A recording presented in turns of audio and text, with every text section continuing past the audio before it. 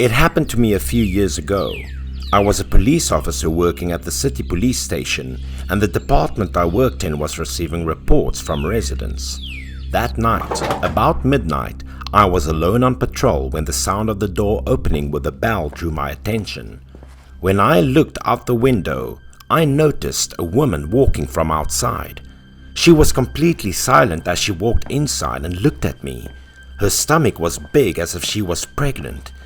I was also curious why a pregnant woman was here at this hour. I remember the woman's face being very pale, and she constantly hugged her stomach. It seemed that she was about to give birth soon, and she looked at me when I asked her a question. When I noticed she was still silent, I inquired again. She just moved closer to my desk. Suddenly she became agitated and stated that her son had gone missing during the night.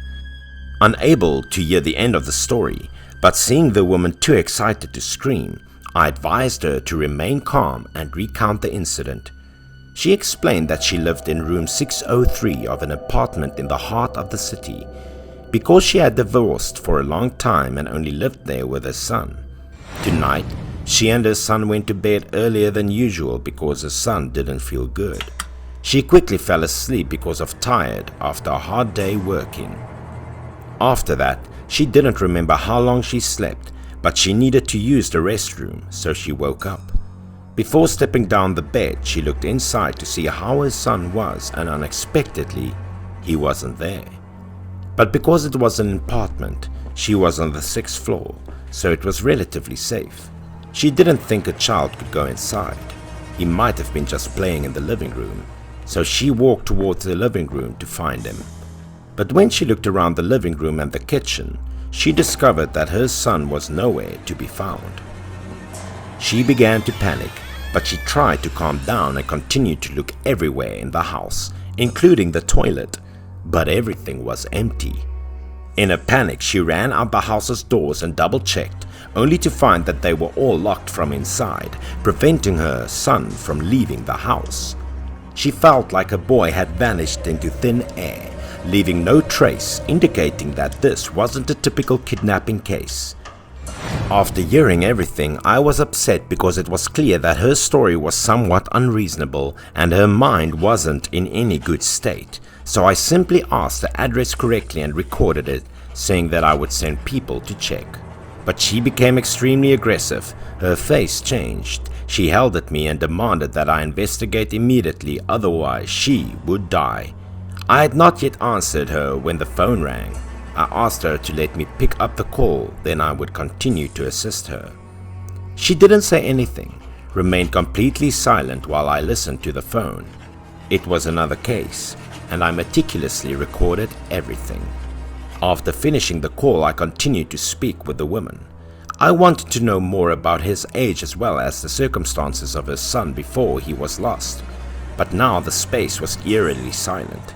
The woman had vanished. I sat down and crested for a long time, because I remembered that if anyone walked in, the door would also emit noise and the alarm, but clearly I didn't hear any sound earlier. The story also passed nearly a week later, and I didn't hear anything about it, so I didn't pay much attention until one day, when I was ordered to go to the chief's department. So before starting to work, I presented an order. The chief stated that after receiving reports of residents living in the city where there was very strong stench coming from an apartment of their building, they wanted police to investigate. I was appointed with a colleague and I was just a supporter, so I asked him about the exact address where the problem occurred. He stated that it was an apartment in the center and that the room was reported was room 603. He also stated that he hoped to have no murders committed. After hearing it, I began to wonder, because this address sounded very familiar. It seemed that I had heard it somewhere. All the way to the site, I was constantly thinking about it. After parking, the two residents who reported the case were about to wait for us. They resumed their narration. They were neighbors on the same floor as room 603. About a week ago, the apartment began to spread a very strong stench, so they had to call the cops. After a while of talking, They began to lead us to the apartment. On the way, my colleague suddenly reminded me of the woman who had appeared in the report a week ago. It appeared that she was also staying in this building. As soon as he mentioned it, I recalled everything. In fact, the woman claimed that she was in apartment 603 of this building. That worried me because I ignored her words, and when we stood in front of the door, we smelled a horrible stench. We obtained the key from the building's management so we could open the door directly. The dark room was crawling with flies. The smell was caused by a corpse lying on the floor, which was reported by neighbors. I was terrified as I looked at it. My body was shocked and turned cold.